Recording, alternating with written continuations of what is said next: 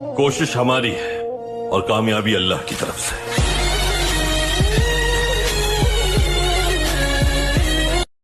बिस्मिल्लाहिर्रहमानिर्रहीम। अस्सलामु अलैकुम वरहमतुल्लाहि वबरकातुहू।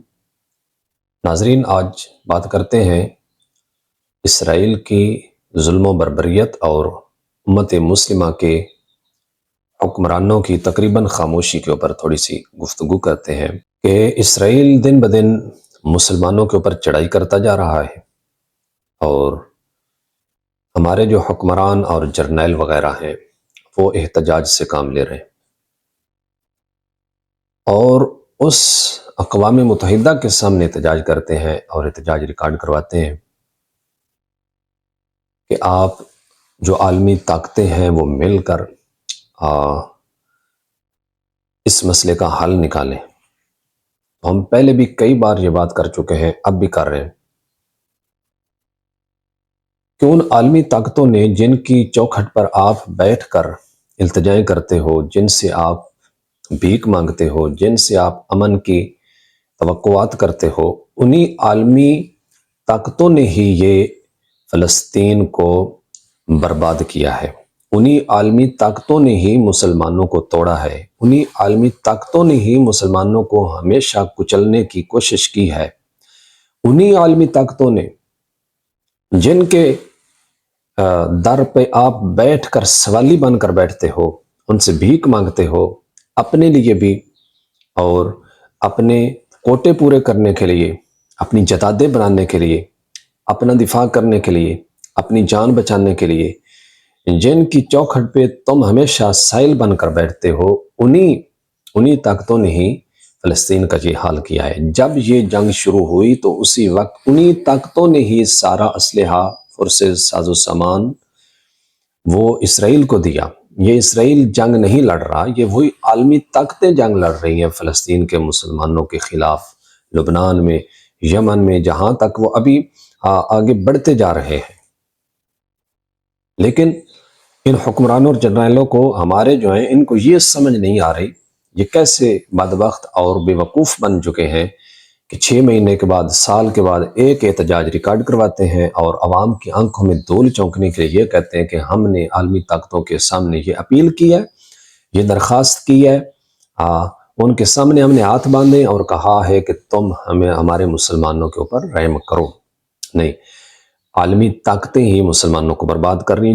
माजी में मुसलमानों के ऊपर ऐसे अटैक वगैरह होते थे तो जो हमारे अकाबिर थे, जो हमारे असलाफ थे, जो हमारे हुक्मरान थे, जो हमारे लीडर थे, जो हमारे उलमा थे, वो किसी आलमी ताकत की चौखट पर नहीं बैठते थे।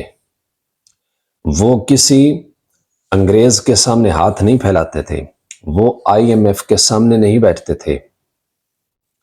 वो थोड़ा साजो सामान होने के बावजूद, वो थोड़ी फोर्सेस होने के बावजूद, थोड़ी मिकदार में होने के बावजूद वो टक्कर लेते थे। एक लेटर, एक खत लिखते थे और दुश्मन को बताते थे कि तूने जो ये कानूनी हरकत या साजिश की है, अगर तू इससे बाज ना आया, इससे वापस ना हटा, मुसलमानों के ऊपर से ये जुल्म बंद ना किया, तो फिर हम अपनी फौज लेकर मैदान में आ रहे हैं।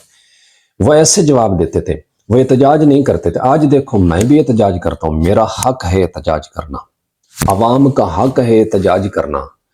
हुक्मरान का हक हरगिज नहीं है कि वो एहतजाज करे, वो अमली इक़दाम उठाए।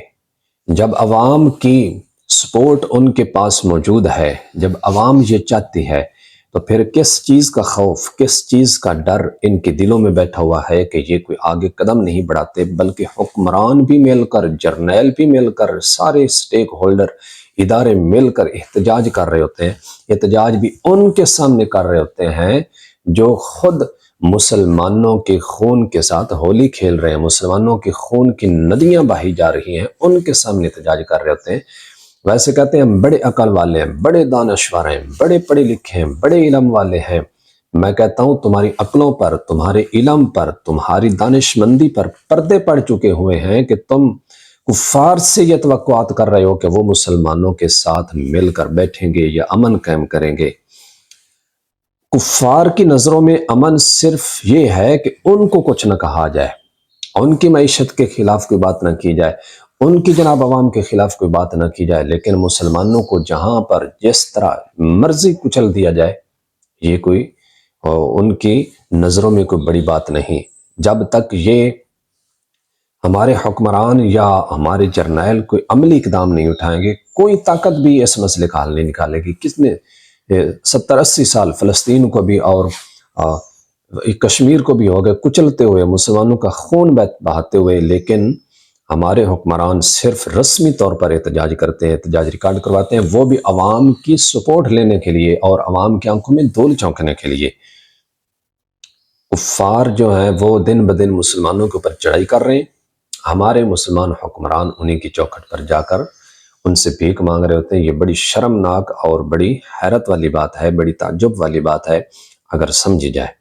پہلے جو ہمارے اکابر تھے، جو ہمارے اسلاف تھے، مسلمانوں کے جو دلیر، نہ ڈر بے باک جو حکمران اور جرنیل ہوتے تھے، وہ تھوڑا ساز و سامان ہونے کے باوجود میدان میں کیوں اتر جاتے تھے، کیوں دشمن سے ٹکر لیتے تھے؟ اس لیے کہ ان کے پاس ساز و سامان کی کمی تھی، ان کے پاس اسلحہ کی کمی تھی، ان کے پاس فورسز کی کمی تھی، لیکن غیرت کی کمی نہیں تھی۔ غیرت ان کے پاس موجود تھی، لیکن آج کے حکمرانوں کے پاس سب کچھ موجود ہے، پیسہ بھی ہے، دفاعی سسٹم بھی موجود ہے، ایٹم بم بھی موجود ہیں، فورسز بھی موجود ہیں، معیشت بھی ٹھیک ہے، پھر بھی یہ میدان میں نہیں اترتے، اس لیے کہ ان کے پاس جو میدان میں اتارنے والی اصل چیز ہے وہ غیرت ہے، وہ غیرت ان کے پاس موجود نہیں ہے۔